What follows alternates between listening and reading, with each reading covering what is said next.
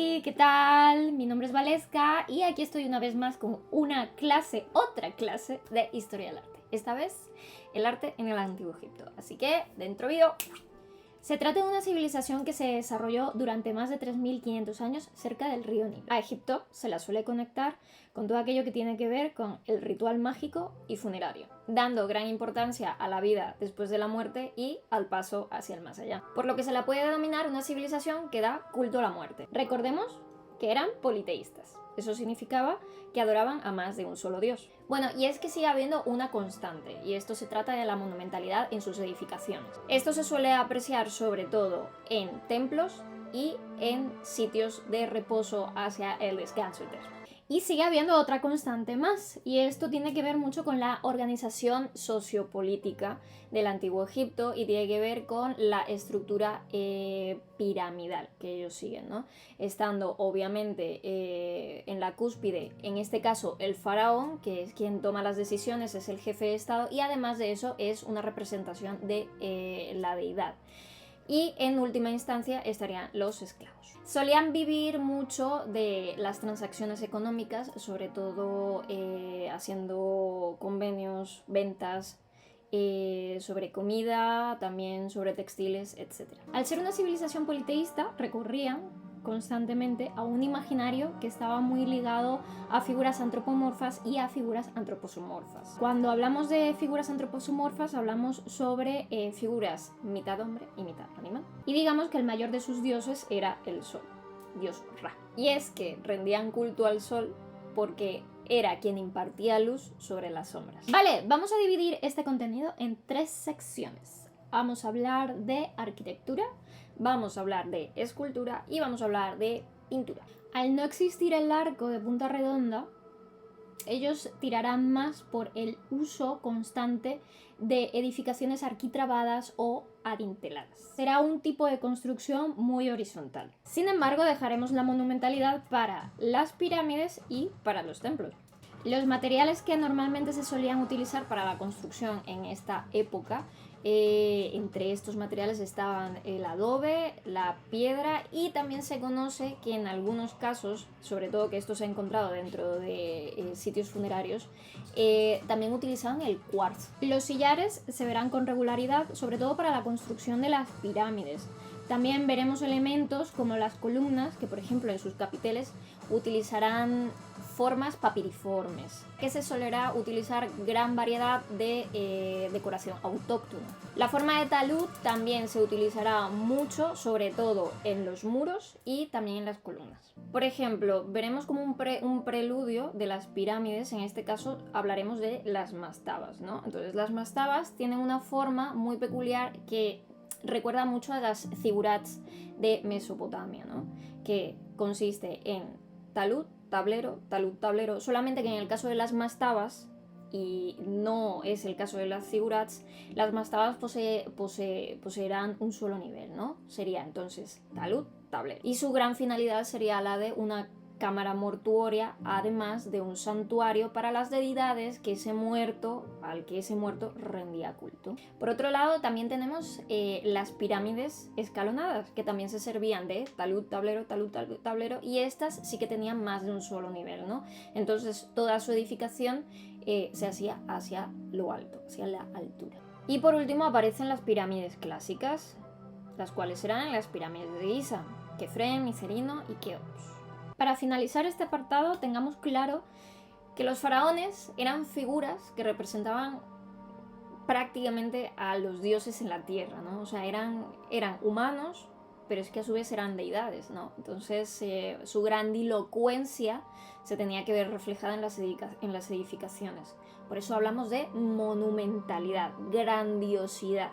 Vale, y ahora pasamos hacia la escultura. Usando ciertos elementos tales como el barro cocido, se empieza a apreciar cierta evolución técnica en la ejecución con respecto a lo que es la escultura en este momento. Vale, por un lado apreciamos esculturas de tipo exentas. Esto significa de bulto redondo, ¿no? Esto significa que tienen una vista tridimensional. Una muestra de ello, por ejemplo, es el busto de Nefertiti, que guarda unas características muy realistas de lo que se estaba representando, es decir, básicamente un retrato. Pero luego tenemos ciertas representaciones un poquito más pequeñitas e incluso se dice que era más para decorar las casas y todo esto, que tenían representaciones ya como más cotidianas, ¿no? Por un lado se han encontrado ciertas esculturas, por ejemplo las lavanderas que se llaman, que son esculturas pequeñitas de este tipo de oficio.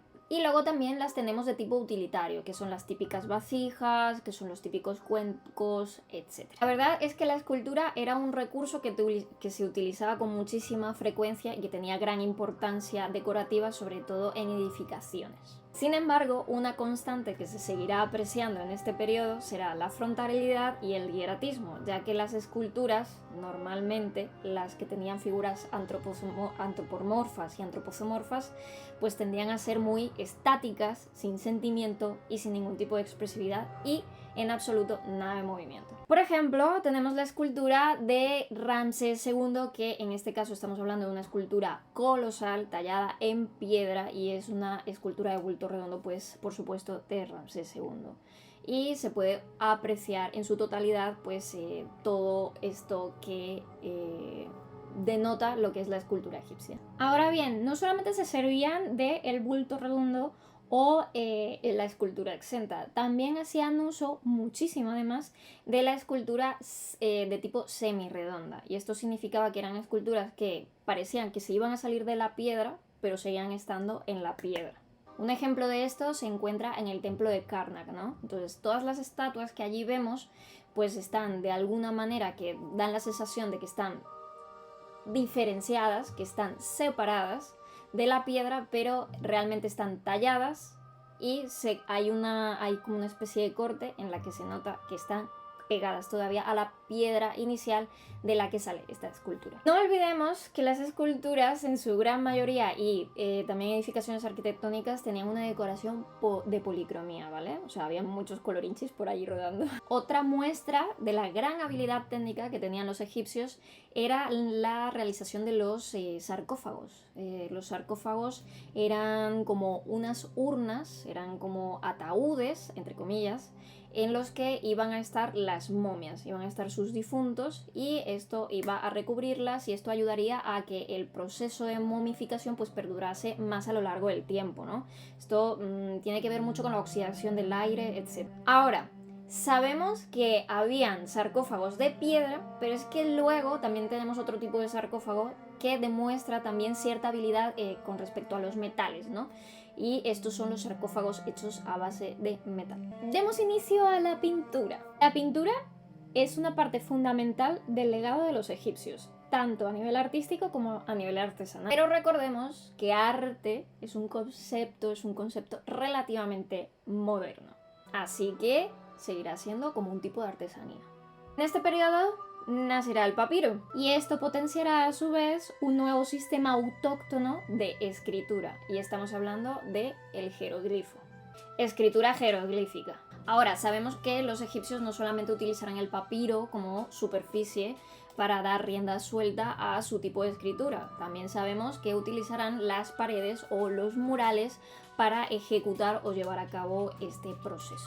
Y es que fachadas e interiores pues darán paso o permitirán este sistema de escritura, ¿no?